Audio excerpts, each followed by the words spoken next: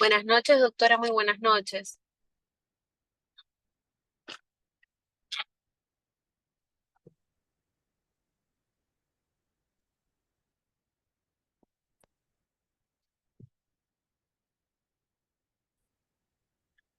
Buenas Doctora, noches. ¿cómo está, doctora? Buenas ¿Qué noches. tal, Lisette? ¿Cómo están? Me Muy imagino bien. todos Vamos cansados. Sí, los chicos están un poco cansados porque se les ha Claro. juntado dos seminarios, Oh, ya me imagino. pero todo ha sido por Zoom, así que tienen energías. Ya, Ya qué podemos bueno. compartir la pantalla. Excelente. No, y vamos a tratar de que puedan, que podamos ser lo más claros, sintéticos para que puedan entender todo. Entonces ya puedo compartir mi pantalla. Sí, Ya, excelente, muchas gracias. gracias a usted.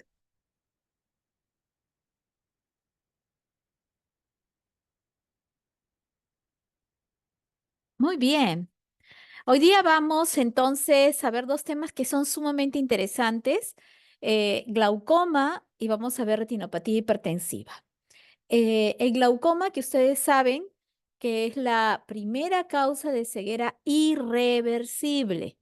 Acuérdense que la catarata es la primera causa de ceguera reversible, porque básicamente ustedes sacan la catarata, ponen un lente intraocular y si no hay daño de ninguna de las estructuras, el paciente puede volver a ver perfectamente. En cambio, no ocurre lo mismo en el glaucoma, porque en el glaucoma ya hay un daño de las fibras nerviosas del nervio óptico y por lo tanto, esas fibras nerviosas no se vuelven a recuperar.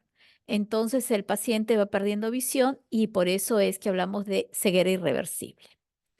Eh, Lamentablemente, los niveles de prevención todavía en nuestro país son un poco bajos y por eso es que se hace tanta campaña de lucha para la detección de glaucoma. Sobre todo, ¿por qué? Porque el glaucoma de ángulo abierto, que representa, diríamos nosotros, el 80%, es un glaucoma indoloro.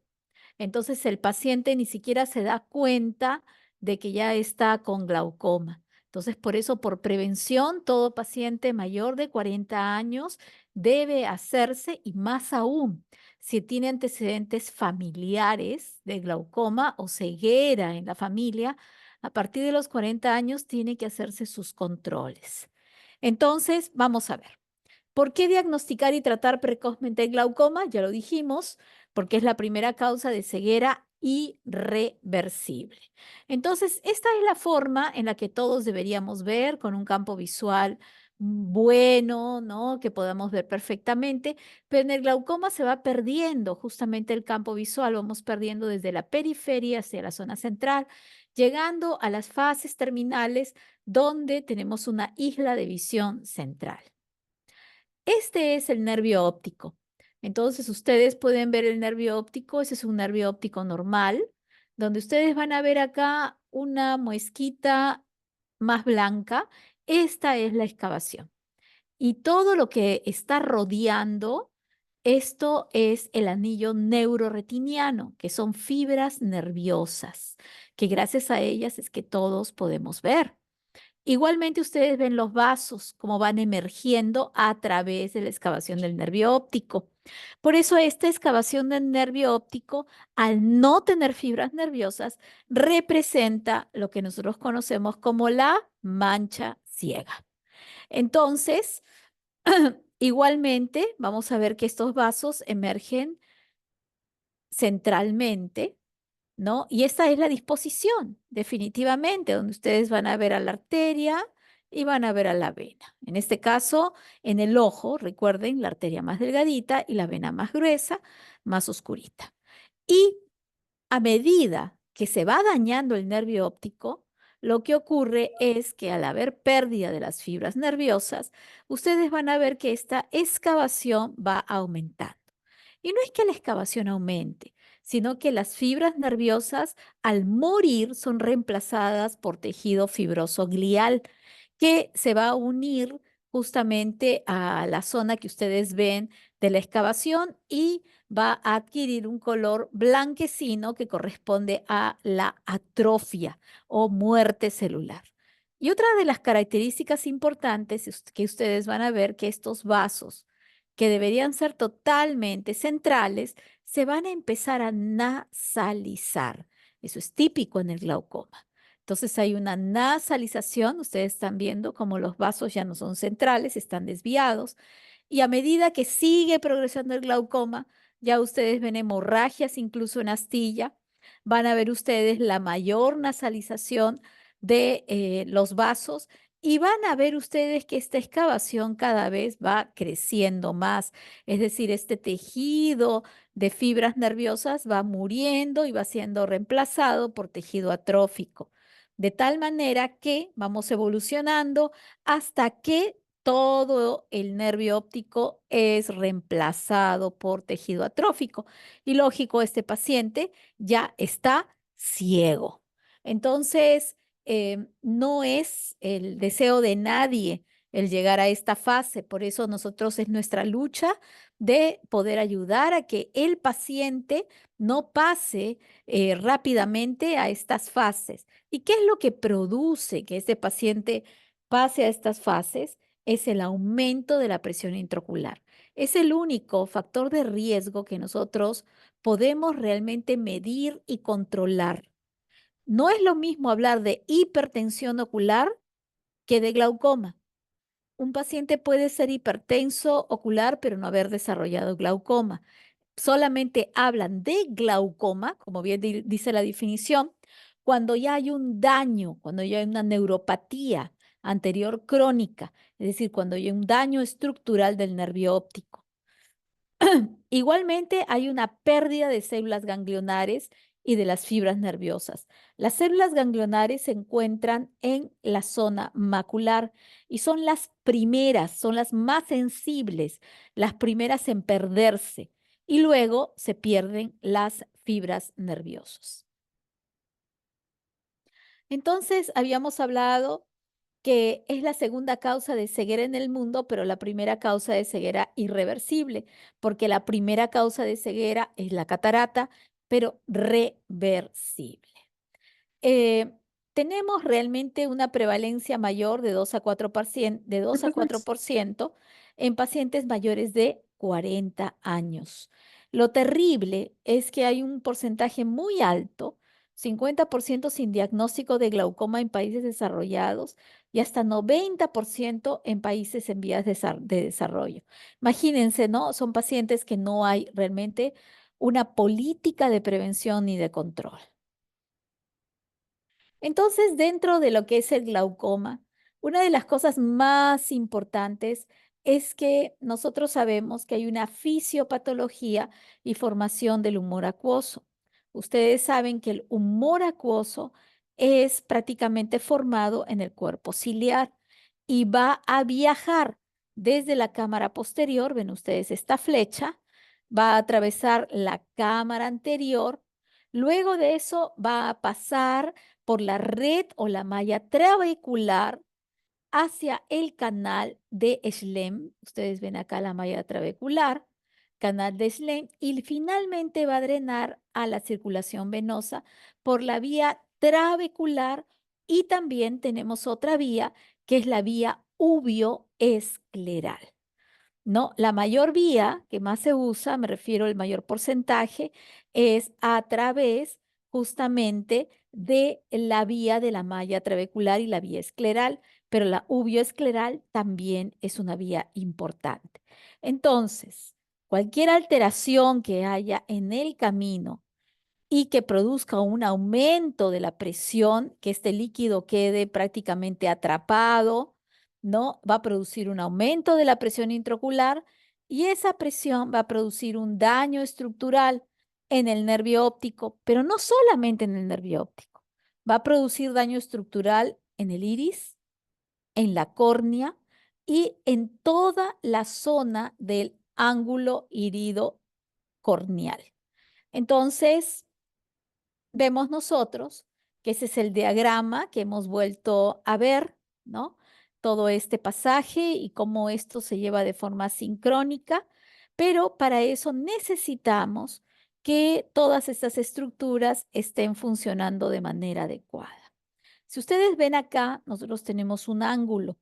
Este ángulo, que es por donde va a drenar el humor acuoso, normalmente es un ángulo que varía entre 35 a 45 grados, que nos asegura que es un ángulo abierto y que va a permitir el drenaje adecuado del humor acuoso. Pero este ángulo también se puede estrechar y se puede cerrar. Entonces, ahí cuando este ángulo estructuralmente se cierra, ya estamos hablando de glaucoma de ángulo cerrado. Cuando el ángulo está abierto, hablamos de glaucoma de ángulo abierto. Entonces, los factores de riesgo, como les decía, puede ser el principal es la presión intraocular elevada. Ese es el principal factor de riesgo para que un paciente pueda hacer glaucoma. La edad, por encima de los 40 años, la etnia también, la historia familiar, igualmente, tenemos igualmente la miopía y tenemos también igualmente el apnea del sueño, la migraña, los fenómenos espásticos. Todos ellos son factores de riesgos para que el paciente pueda hacer glaucoma. Esto es lo que ya habíamos visto, pero fíjense, esto está en una comparación con el campo visual. Miren cómo se va perdiendo el campo visual hasta que el paciente, es como una velita. Luego, cuando ya esta paciente llega a este nivel, inmediatamente se apaga, el paciente deja de ver. Dentro del glaucoma, ya les había dicho, tenemos el glaucoma primario, el glaucoma secundario y el glaucoma congénito. El primario, que es el glaucoma de ángulo abierto y el glaucoma de ángulo estrecho. Los secundarios, que van a depender de otros factores, que puede ser un glaucoma traumático, que puede ser un glaucoma neovascular, que puede ser un glaucoma uveítico o asociado a un síndrome de pseudoexfoliación, que vamos a hablar, y los glaucomas congénitos. El glaucoma primario de ángulo abierto, que es el más frecuente, es un ladrón silencioso, como bien lo dice. ¿Por qué? Porque no produce prácticamente síntomas. Es bilateral, pero es asimétrico. Empieza con un ojo y luego sigue el otro. La presión intraocular va aumentando, el ángulo está abierto y hay un aumento básicamente de la excavación del nervio óptico, nasalización de los vasos y lo peor, ¿no? Pérdida del campo visual. Y van ustedes viendo que al final el glaucoma terminal es una isla de visión central y una isla de visión temporal. En el glaucoma de ángulo cerrado, que es el agudo, ese sí nos va a avisar.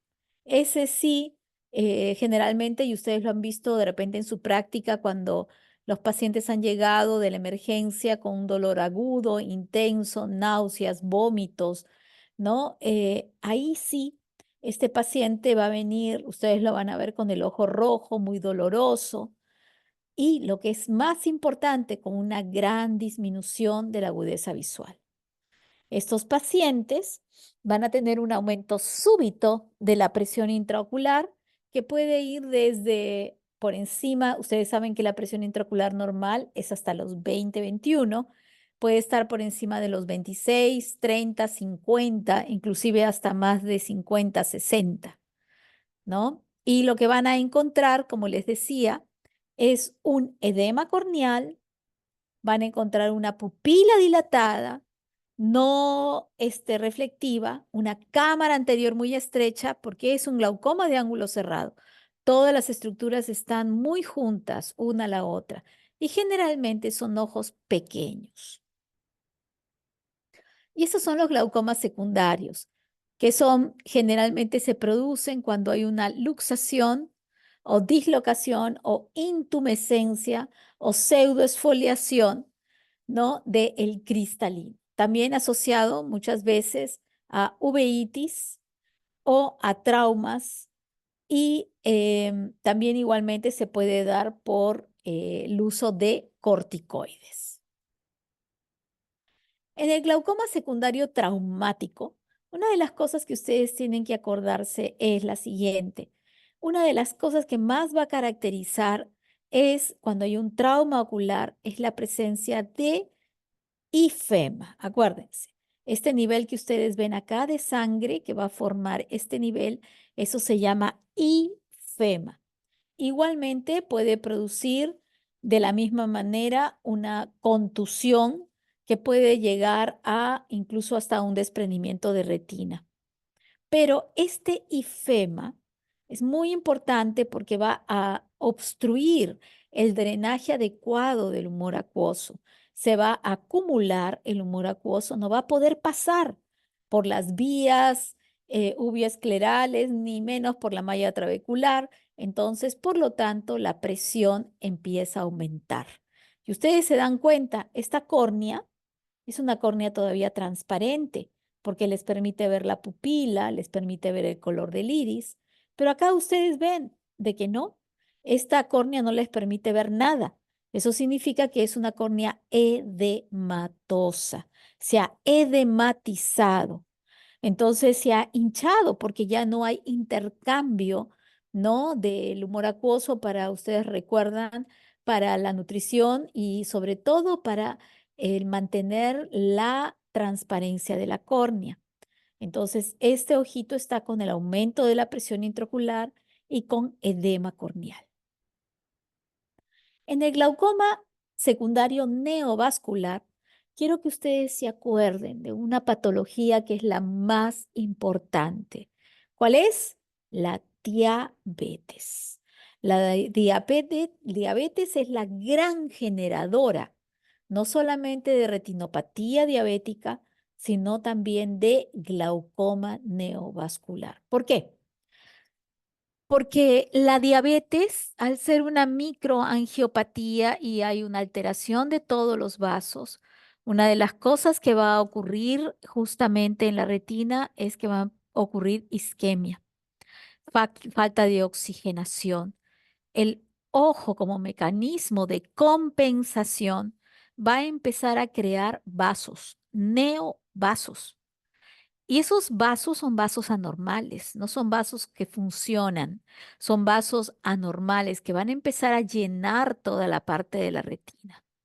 Estos vasos van a empezar a crecer y a difundirse por toda la retina y luego estos vasos también van a empezar, no solamente la isquemia retinal, sino también va a haber isquemia en otros sectores del ojo y por lo tanto vamos a ver neovasos también en el iris como factor de isquemia y estos vasos van a tapizar toda la malla trabecular.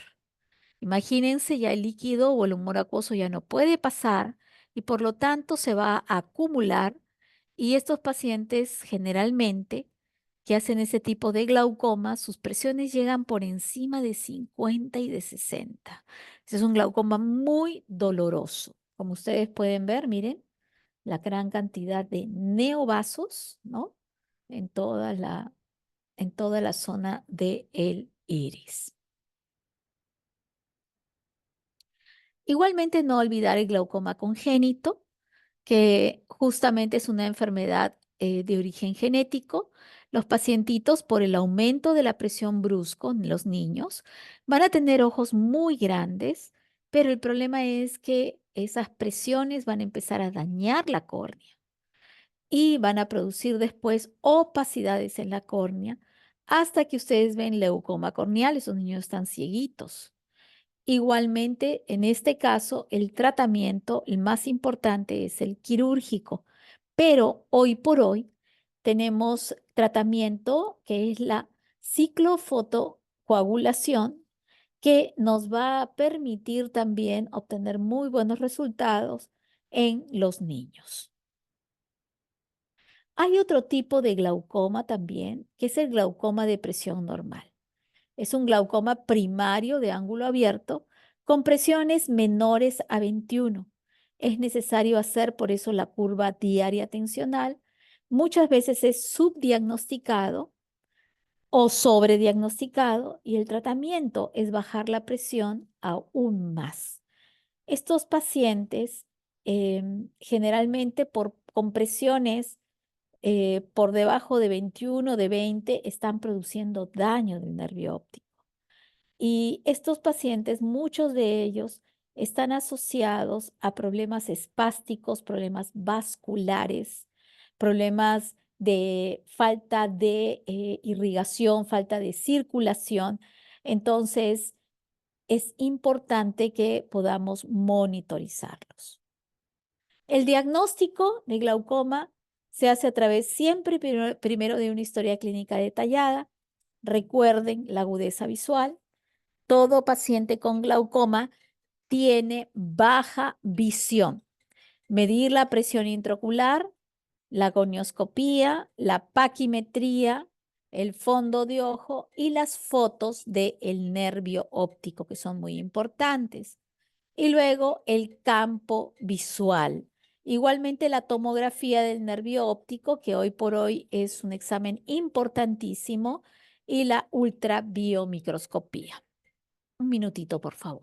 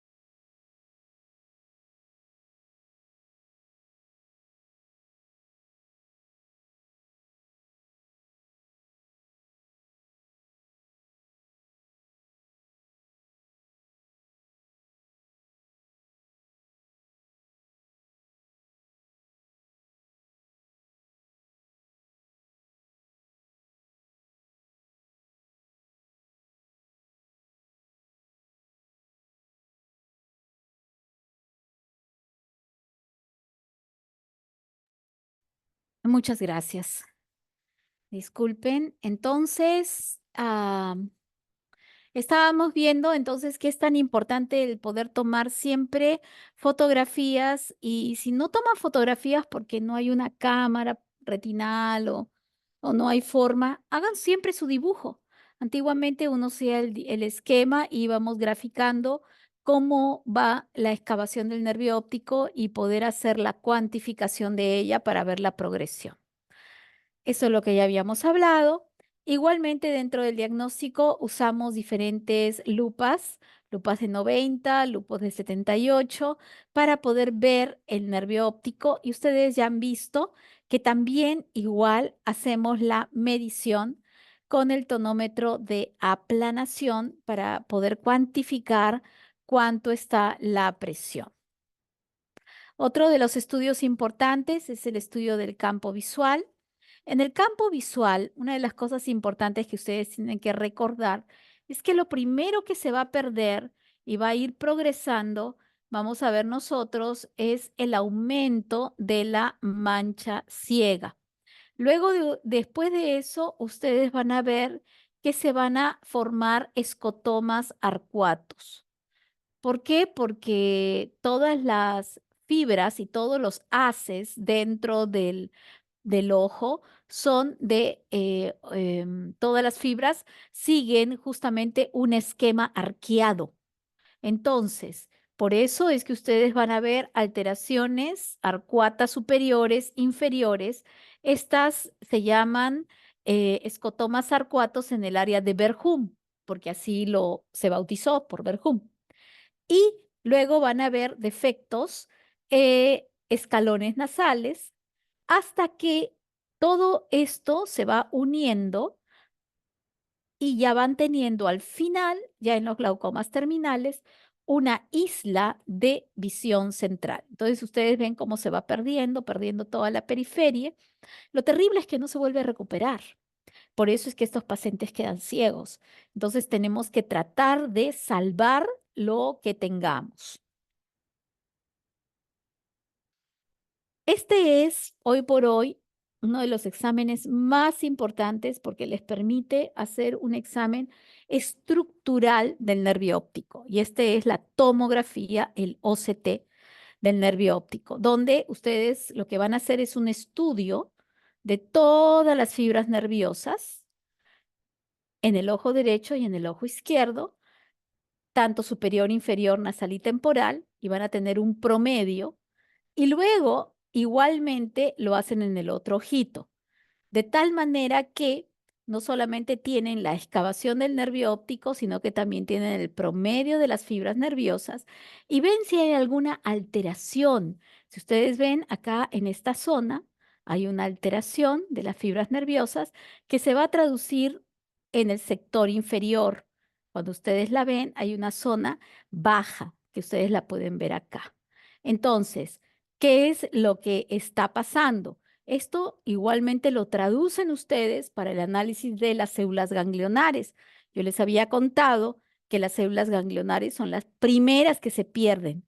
Entonces, cuando uno hace un examen para un paciente con sospecha de glaucoma, tenemos que hacer las dos cosas: análisis de las células ganglionares, análisis de las fibras nerviosas. Entonces, si ustedes ven acá, el ojo derecho está perfectamente bien, pero este defecto que ya estábamos viendo, lo podemos ver acá también, en la misma zona, y podemos corroborar o podemos, después de nuestro examen clínico, nuestros hallazgos, que este paciente tiene ya un daño estructural del nervio óptico, por lo tanto es un paciente con glaucoma. Ese es el estudio también igualmente de la presión intraocular, tanto con la aplanación como también con los dispositivos de aire que se toman. Igualmente, este es el gonioscopio, hoy por hoy es el gol estándar, que nos permite la visualización de todas las estructuras, especialmente las estructuras que conforman el ángulo camerular. ¿Para qué? Para poder hacer la disquisición si es que es un ángulo abierto, si es un ángulo cerrado, ¿no? Si tenemos de repente la presencia de alguna otra lesión que esté empujando de repente las estructuras o de repente hay sinequias. Entonces, esto nos permite muy bien poder visualizar toda la zona del ángulo. Entonces, acá nosotros las dividimos en grados, ¿no? Entonces, vamos viendo nosotros desde un grado 4 a un grado 0, donde no vemos ninguna estructura, y ese es un ángulo estrecho, o el grado 4, donde podemos ver todas las estructuras y podemos decir que es un ángulo abierto. Tenemos otro estudio también que es el estudio de la tomografía del segmento anterior, que nos permite ver con mucha claridad las estructuras internas del polo anterior y el ángulo. Nos permite estudiar la cámara anterior, la disposición del iris, ver si el ángulo está cerrado o no está cerrado, si hay bloqueo o no hay bloqueo pupilar. Entonces vamos a poder visualizarlo. Y tenemos la otra que es el VM, que usa el ultrasonido, que nos permite también poder ver el ángulo. Miren qué interesante, porque podemos ver básicamente, este es un ángulo abierto, ¿no? Podemos ver la zona del espolón, podemos ver la córnea, la cámara anterior, el iris, podemos ver la cápsula anterior del cristalino, podemos ver la cámara posterior, podemos ver el cuerpo ciliar y también, fíjense en este caso, si ustedes ven acá, este es un paciente ya prácticamente con un cierre, un riesgo ya prácticamente cerrado, ¿no? Pero acá ya ven ustedes que está totalmente cerrado, ¿no? Es un cierre angular. Entonces, este paciente es un paciente que ya está con la presión alta porque no tiene por dónde salir el humor acuoso y por eso es que ustedes ven que el iris está levantado porque todo el líquido está acumulado. Entonces, ya nuevamente recordar el daño estructural, estudio del nervio óptico y de las fibras nerviosas por la retinografía. Nuevamente la correlación del nervio óptico con el daño básicamente del campo visual. Vamos viendo lo que les comentaba, ¿no? Este defecto arcuato, ¿no? Superior en el área de Verhum. Luego ven ustedes también otro defecto arcuato inferior y cómo a medida que va avanzando los defectos ya son superior e inferior hasta llegar a una isla de visión central. Entonces, los objetivos de tratar la hipertensión ocular y el glaucoma es disminuir la presión intraocular para evitar que la progresión de, ¿para qué? Para que no desarrolle el paciente glaucoma o si tiene glaucoma, evitar que siga avanzando, para poder evitar la aparición del daño. Igualmente, siempre tenemos que nuestra meta es bajar la presión. El glaucoma tiene tratamiento médico, tratamiento láser y tratamiento quirúrgico. Dentro del tratamiento láser tenemos la iridotomía láser, la iridoplastía láser, la trabeculoplastía láser y lo último que se está usando con mucho éxito, que es la ciclofotocoagulación láser y la termocoagulación láser. Esto es la parte del tratamiento médico. En el glaucoma primario de ángulo abierto, el tratamiento médico, tenemos dos medicamentos que son primarios, que son, diríamos, los medicamentos más importantes que van a poder bajar la presión prácticamente en un 30%. A la cabeza los beta bloqueadores, después los análogos de las prostaglandinas. Pero también tenemos otros medicamentos como los inhibidores de la anhidrasa carbónica, parasimpático-miméticos, agonistas adrenérgicos, agentes osmóticos y el quirúrgico. Lo que van a buscar todos estos medicamentos es disminuir la cantidad de humor acuoso y los otros medicamentos van a buscar el aumentar el flujo de salida del humor acuoso. ¿Para qué? Para poder bajar la presión. Entonces, tenemos nosotros, por ejemplo, glaucoma primario de ángulo cerrado en el tratamiento. Cuando los pacientes vienen a la emergencia, buscamos lo primero, el poder darle un diurético, ¿no? O aplicarle, es decir, vía endovenosa, ustedes van a usar el manitol, ¿no? Para poder bajar la presión inmediatamente. Recuerden, pacientes con presiones por encima de 30, no, por más gota que ustedes le echen, no van a poder absorberlas porque está el ojo totalmente inflamado. Ustedes por eso tienen primero, apenas llega un paciente con un glaucoma agudo, está con presión de 40, lo primero que tienen que hacer es ponerle un diurético. ¿Para qué? Para que ustedes puedan bajar la presión y ya por debajo de 30, ustedes ya pueden empezar a usar las gotas. ¿Qué es lo que usamos en el glaucoma primario de ángulo cerrado? Usamos la pilocarpina. ¿Qué es lo que busca la pilocarpina? La pilocarpina lo que busca es cerrar la pupila. ¿Para qué? Para poder abrir el ángulo. Es como que ustedes tuvieran una cortina, esa cortina se ha abierto, ¿no? Porque la pupila está dilatada, entonces está cerrando toda la periferia por donde está el ángulo. Entonces, si ustedes cierran esta cortina, ustedes lo que van a hacer es, ¿qué hace la pilocarpina? Jalar. Jala la parte también igualmente del espolón escleral e inmediatamente abre el ángulo. Y por lo tanto, la presión va a empezar a bajar. Eso es lo que tenemos que hacer. Luego preparamos a este paciente para poder hacerle una iridectomía o una iridotomía.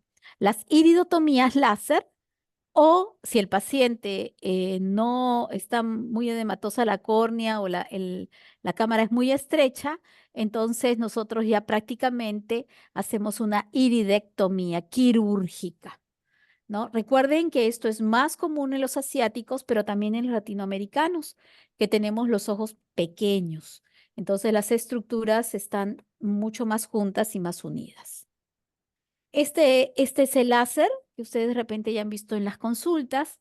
Entonces, ustedes lo que hacen básicamente es abrir un huequito en el iris para que pase el humor acuoso y por lo tanto desbloquear, ¿no? Porque ya está todo, acá ha ocurrido un bloqueo pupilar, todo el líquido está atrapado, entonces ustedes desbloquean, pasa todo el líquido y por lo tanto pueden ustedes mejorar la presión.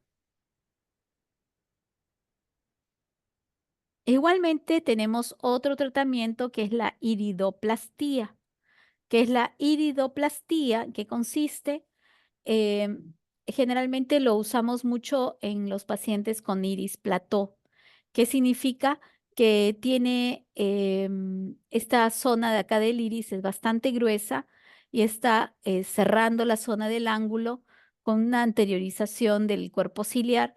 Entonces lo que hacemos es adelgazar la zona del iris periférico para poder lograr abrir el ángulo. Entonces esto lo hacemos con argón láser. Hacemos estas quemaduras para producir atrofia en la zona periférica y así disminuir el grosor del iris. ¿Ven? Y van dejando estas cicatrices que ustedes ven acá. Y luego tenemos lo último que ya se está haciendo y que está trayendo muy, muy buenos resultados, sobre todo porque es menos invasivo, que es la ciclofotocoagulación láser, que va directamente sobre el cuerpo ciliar para producir una disminución, una atrofia del cuerpo ciliar para que no produzca tanto humor acuoso, va a disminuir la cantidad de humor acuoso y por lo tanto va a mejorar igualmente la presión. En el quirúrgico, porque muchas veces todos los planes que hemos hecho de láser, gotas, a veces no funcionan. Entonces tenemos que valernos de la parte quirúrgica.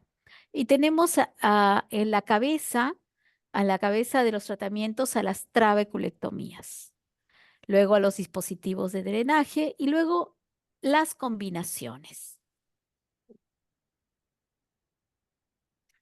Esta es una trabeculectomía que, como su nombre lo dice, lo que vamos a hacer es hacer una excisión y un cortecito de la zona del trabéculo para generar como una fístula un pasaje justamente del humor acuoso a través de esta excisión que hemos hecho, de esta esclerectomía, para que pueda salir el humor acuoso y básicamente vamos a crear un bolsillito subconjuntival y ustedes ven acá que estamos liberando y estamos sacando el humor acuoso para que pueda circular por debajo de la conjuntiva en una ampolla. Y esto tiene mucho éxito y los pacientes mejoran muchísimo su presión.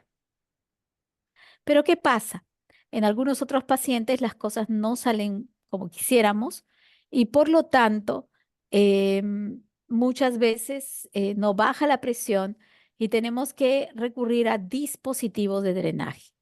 Esos son los dispositivos de drenaje que podemos usar y por lo tanto, como lo ven ustedes, acá es un dispositivo y con un tubito que va a sacar el humor acuoso de la cámara anterior, lo va a llevar hasta este dispositivo para que saque el líquido hacia afuera del ojo por debajo de la conjuntiva, porque todo esto va tapado con la conjuntiva. Entonces, esto es lo que yo quería compartir un poquito acerca de lo que es el glaucoma, de cuáles son lo que nosotros tenemos que estar muy atentos para poder hacer los diagnósticos adecuados. Vamos a pasar a la otra clase. voy a dejar de compartir para poder compartir pantalla de lo que es la retinopatía hipertensiva.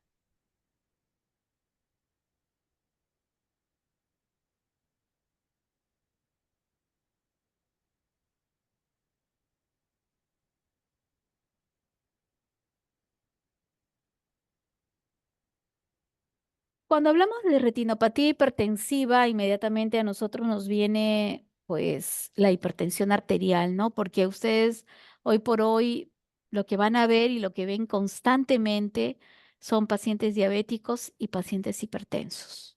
Son las grandes pandemias que actualmente pues sufren, ¿no? La gran cantidad de personas. Y lamentablemente todas estas dos patologías traen consecuencias en todos los órganos y especialmente en el ojo. Entonces, ustedes saben que la hipertensión arterial actualmente afecta pues 58 millones de personas y es el cuarto factor de riesgo de mortalidad en la escala mundial. Y como les había dicho, compromete pues órganos vitales y especialmente al ojo. Y en el ojo va a producir lo que se llama la retinopatía hipertensiva, que es simplemente una manifestación de la hipertensión ocular. Tenemos que las alteraciones microvasculares retiniales se definieron ya como marcador de enfermedad cardiovascular, lo hizo Marcus Gann. La hipertensión arterial, ustedes saben que va a depender de varios factores, ¿no? El tipo de hipertensión, la edad avanzada, porque estos pacientes ya van a tener como signos de arteriosclerosis. Muchas veces pacientes que están ya con alteraciones de la arteria carótida y también el tiempo de evolución. No es lo mismo un paciente que recién se le diagnostica y tiene un año de hipertensión a un paciente que tiene 10 o 15 años de hipertensión. Este es nuevamente el nervio óptico, que ya lo vimos en el glaucoma. Y acá lo que vamos a aprender o a familiarizarse es de que les había dicho que hay una salida de los vasos a través de la excavación, que esta excavación ya les había dicho que no hay fibras nerviosas, por eso esta corresponde a la mancha ciega. Pero ¿qué es lo que quiero que vean? Que vean cómo son las arterias, que son más delgadas que la vena en el ojo, son más transparentes, son anaranjadas y la vena tiene un color más oscuro y es más gruesa. Igualmente, aprender a ver los bordes del nervio óptico, porque el nervio óptico tiene sus bordes, pero cuando se edematiza o hay papiledema, se pierden los bordes. Y esto ocurre cuando estamos en el grado más alto de la retinopatía hipertensiva. Igualmente, estas arterias y estas venas van a adquirir un nombre de acuerdo al sector donde estén. Son temporales y estas son nasales. Y es fácil de acordarse porque acuérdense que la zona macular se encuentra en el área temporal y por lo tanto, por eso tienen yo les había contado este efecto arqueado, ¿no? Que va a seguir a las fibras nerviosas. Por eso los defectos siempre son arcuatos. Y la del centro de la mácula, que es la fobia. Acuérdense que la mácula tiene que ver con la visión central y la visión de colores. Entonces, en un paciente con retinopatía hipertensiva y con edema macular, se va a afectar la visión central.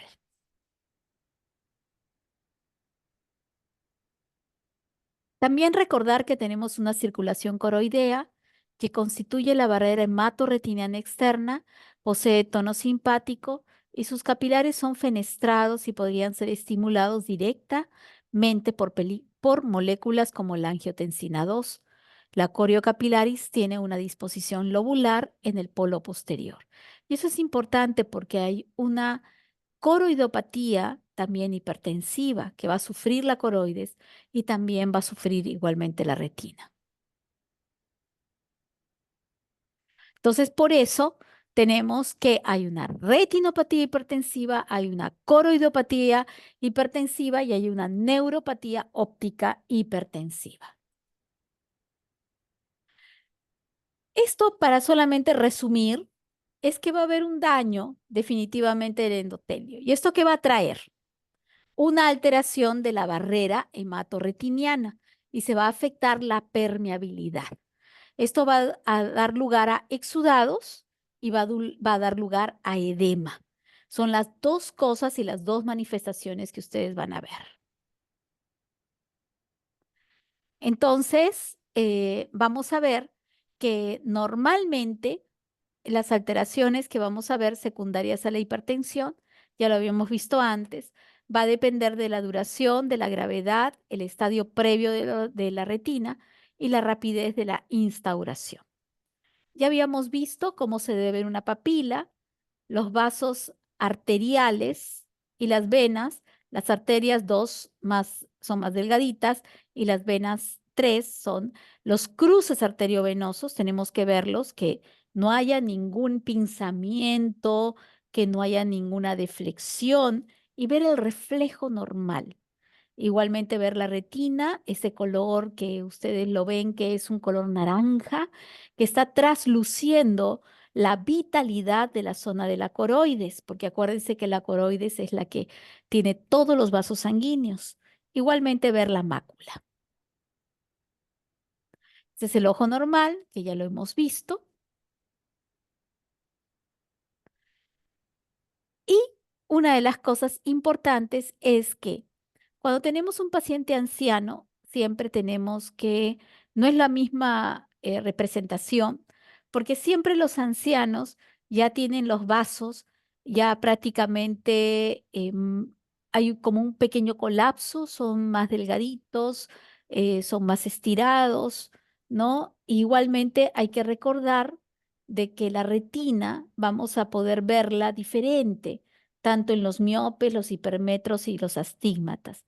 Acuérdense que como aprendimos, en los miopes la retina es más delgada, los hipermétropes es más gruesa, ¿no? Y en los astigmatas a veces podemos ver inclusive algunos pliegues.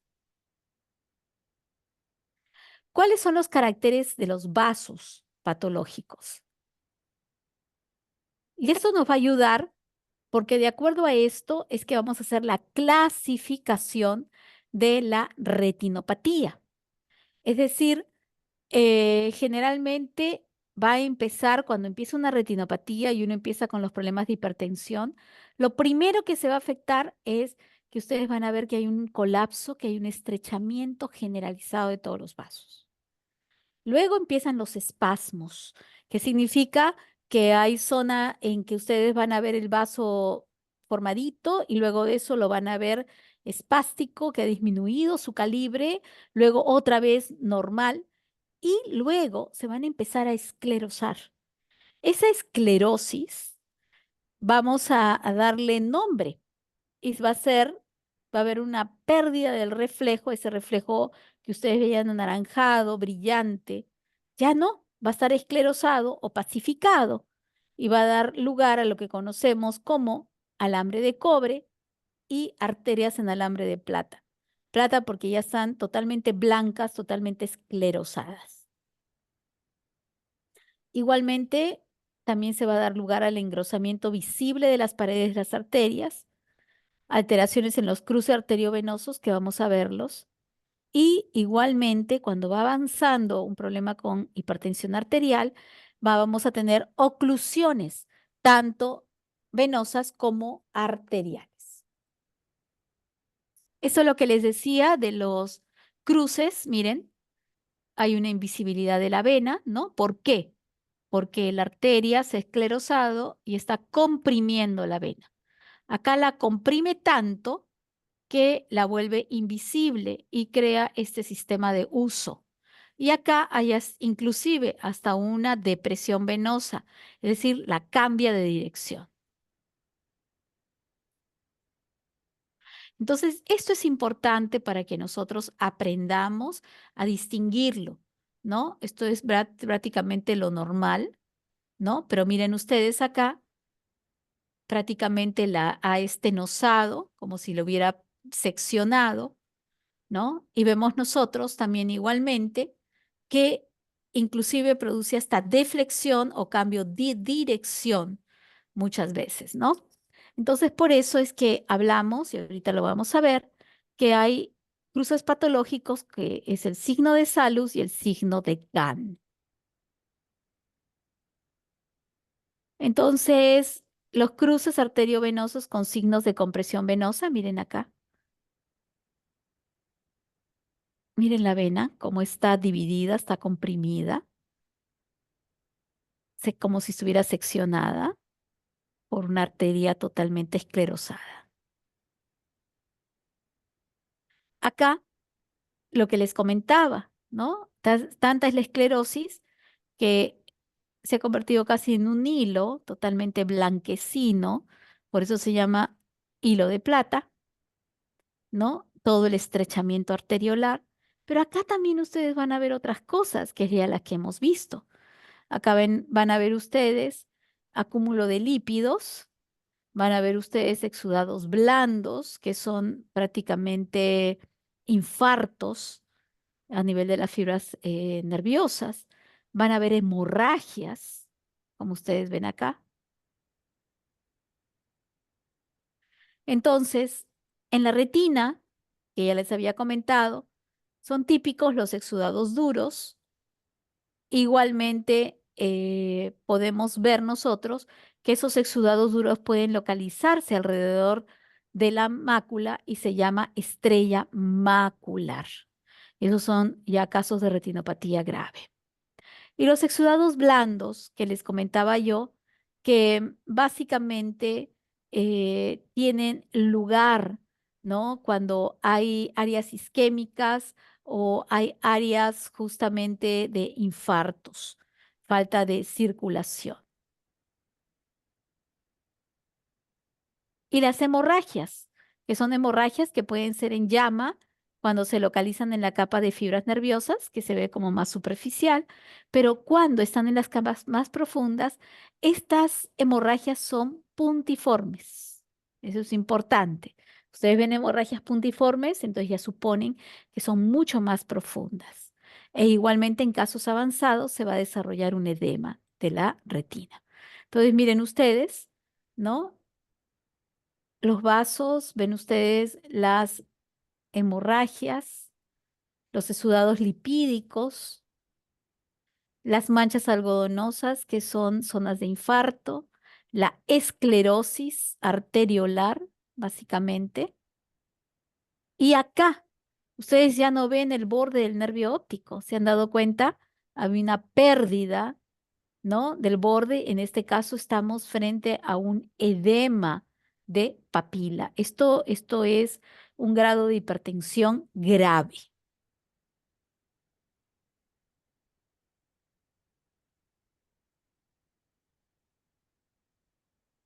Igualmente, acá los exudados que habíamos hablado que en la zona temporal se pueden localizar alrededor de la mácula y es la estrella macular.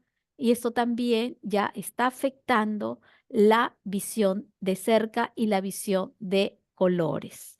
Y como ustedes ven acá, las alteraciones de los cruces arteriovenosos.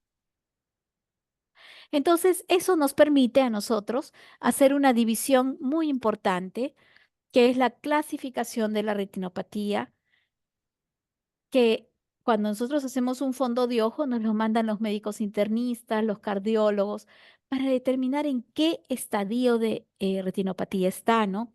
O cuán severa es la hipertensión, o si el paciente ha sido realmente diagnosticado recién, o es un paciente que ya tiene larga data de hipertensión y no se había dado cuenta. Entonces, en el grado 1 decimos que hay solamente un estrechamiento, y si vemos eso, decimos qué tranquilidad. Pero si vemos que ya hay alteración, disminución del calibre de las venas en los cruces arteriovenosos, que se llama el signo de Gant, o el cambio de dirección, que es mucho más severo, el signo de Salus, ya estamos frente a un grado 2. Pero si a eso estamos encontrando exudados duros, exudados algodonosos y hemorragias, estamos frente a un grado 3. Y si ya encontramos un edema neuroretinal o edema de papila, estamos frente a un grado 4. Miren, 1939 sigue exactamente hasta el momento y hasta la actualidad cumpliendo con la misma clasificación. Es el grado 1, solamente ustedes ven constricción de los vasos. Grado 2, donde ustedes ven justamente la alteración del entrecruzamiento, ¿no? Que hay prácticamente una estenosis, donde ven el signo de GAN positivo. Luego en el estadio 3, donde ya ven ustedes exudados lipídicos, ¿no? Ven ustedes la alteración justamente de los vasos también y los de plata. Y van ustedes a ver prácticamente un grado 4, donde ven ya un edema de papila, ven hemorragias y una retina realmente bastante edematosa. Igualmente, como les había comentado, la retina se afecta, pero también la coroides. Y cuando hay alteraciones de la coroides, lo típico es esto. ¿Qué es esto? Los desprendimientos serosos de retina, que hay acúmulo de líquido subretinal por falla justamente de la zona de la coroides, y esto es típico en los pacientes. ¿Saben en quiénes? En los pacientes toxémicos, las pacientes toxémicas. Entonces, muchas veces en gineco nos mandan pacientes con hipertensión arterial y han bajado la visión y las vemos y hay desprendimiento exudativo de retina. Y cuando las pacientes mejoran, inmediatamente este desprendimiento se resuelve. Entonces, por eso es importante las pacientes ginecológicas, el poder verlas para poder determinar si hay una toxemia, ¿no? Desprendimientos serosos de retina, típicos, ¿no? Ustedes ven que la retina acá está pálida porque está desprendida, porque quien le da el color, recuerden, es la coroides. Si está aplicada, está pegadita, se va a ver rosadita. Si la ven toda pálida, levanta, es porque está desprendida. Muy bien, entonces también igualmente tenemos algunos pacientes que van a venir con alteraciones renales, que también igualmente van a traer como consecuencia la hipertensión arterial y, por lo tanto, la falla y la alteración de la retina y la coroides también. Entonces, cuando ya son problemas muy graves, ustedes van a ver prácticamente los hilos de cobre, va a haber un edema peripapilar. ¿Se dan cuenta? Ustedes acá ven un poquito el borde, pero acá ya no lo ven. Hay edema. Igualmente, estos pacientes ya tienen exudados duros y también están comprometiendo toda la zona macular. Igualmente, retinopatía nefrogénica crónica muy grave, con edema difuso ya prácticamente de toda la retina. Ustedes ven que la retina ya no está naranjadita, sino que está blanquecina con zonas de hemorragia y adquiere después un color sumamente pálido. Entonces, hay que estar muy atentos en los pacientes que ya tienen un problema em, de la coroides afectada justamente por la hipertensión, los desprendimientos serosos de retina. También hay que tener en cuenta que pueden presentarse oclusiones de la arteria central de la retina, oclusiones de la vena central de la retina, con afectación visual por la maculopatía y también muchas veces atrofia del nervio óptico, ¿no? Obstrucciones, justamente, donde vemos nosotros, cuando hay una obstrucción de la arteria central de la retina, vamos a poder ver la mácula de rojo cereza, porque tiene la mácula una circulación diferente. Por eso es que la mácula se ve rojita. Y cuando hay obstrucciones de la vena central de la retina, estas producen gran cantidad de hemorragias. Vamos a ver edema, muchas veces, alteraciones en la mácula. Entonces, tenemos que estar muy atentos cuando hay, y estos pacientes generalmente son hipertensos de larga data. Y como les decía, cuando hay obstrucción de la arteria central de la retina, la retina se pone de color muy, muy, muy pálido. Igualmente el nervio óptico y podemos llegar a tener lo que se llama la atrofia óptica. Muy bien, eso es lo que yo quería compartir el día de hoy con ustedes y sé que todos están muy cansados, entonces solamente voy a hacer dos preguntitas. La primera, que es con respecto al tema de glaucoma, que es un poquito para que pueda quedar claro. Y le vamos a preguntar a Jimena. Jimena Daniela. ¿Está Jimena Daniela?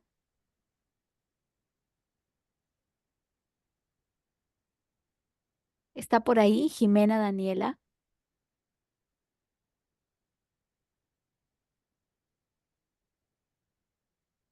¿Está Isabela Cortés?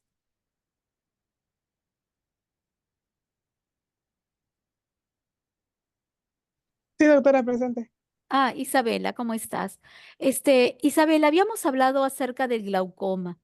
Entonces, yo te quería preguntar con respecto a lo que hayamos visto, em, ¿cuáles son en un paciente que te venga a la consulta con la presión alta, ¿no? Está, por ejemplo, con 30 de presión.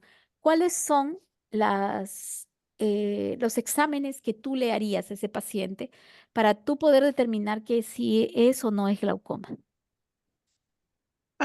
Bueno, aparte de la tonometría, eh, evaluaría este también con la oftalmoscopía para poder ver de ahí mediante la OCT y los campos visuales también se podría evaluar y también el fondo de ojo creo que es Sí, tu fondo de ojo para poder ver el nervio y la excavación. muy bien. Y es un paciente con un glaucoma agudo que te viene a la consulta. Eh, ¿Qué es lo primero que harías? En casos de glaucoma agudo creo que tratar de bajar la presión intraocular para Sí, evitar que haya un desprendimiento de retina. no, fíjate que el glaucoma aguda no te produce un Ajá. desprendimiento de retina, sino que lo que te va a producir es un daño del nervio óptico, Ah, ¿no? Pero, ¿cuál es el primer examen que harías?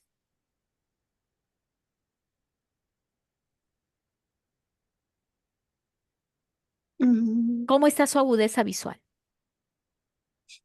bueno, tendría que estar afectada. Claro, está muy disminuido. Entonces, lo primero que tienes que hacer es hacerle su agudeza visual para poder saber cuán afectado está su ojito. Porque a medida que baje la presión, ¿no? Sí, entonces vamos a tener que la agudeza visual también va a ir mejorando. Porque acuérdate que ese paciente va a tener, si es un glaucoma agudo, va a tener edema corneal. Por lo tanto, su visión también va a estar afectada y va a estar disminuida, ¿no? Muy bien. Eh, ¿Cuáles son, a ver, Carlos González, ¿está por ahí? ¿Está Carlos González? Sí, doctora. Hola, Carlos, ¿cómo estás? Carlos, con respecto a la retinopatía hipertensiva, ¿cuáles son las alteraciones más importantes de un paciente que está con una hipertensión no controlada, vamos a decir así? ¿Cuáles son las alteraciones más importantes que deberíamos detectar o ver o buscar en un fondo de ojo?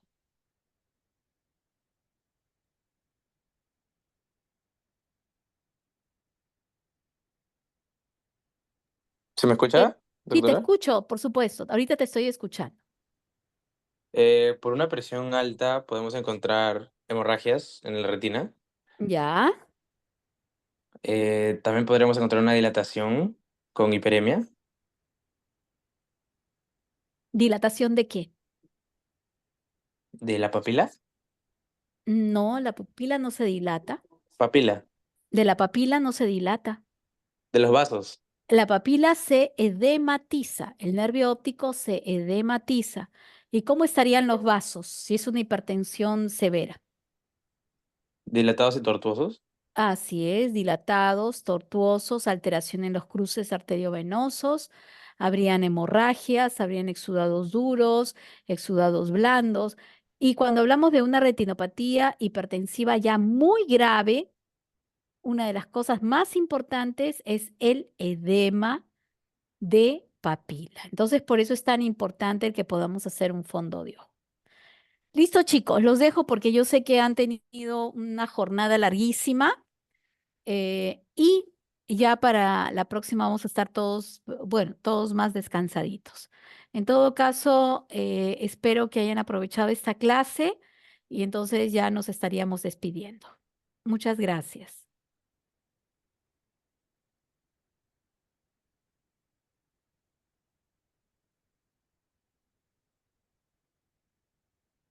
Gracias, doctora. Hasta luego. Gracias, hasta luego, Lisset. Gracias.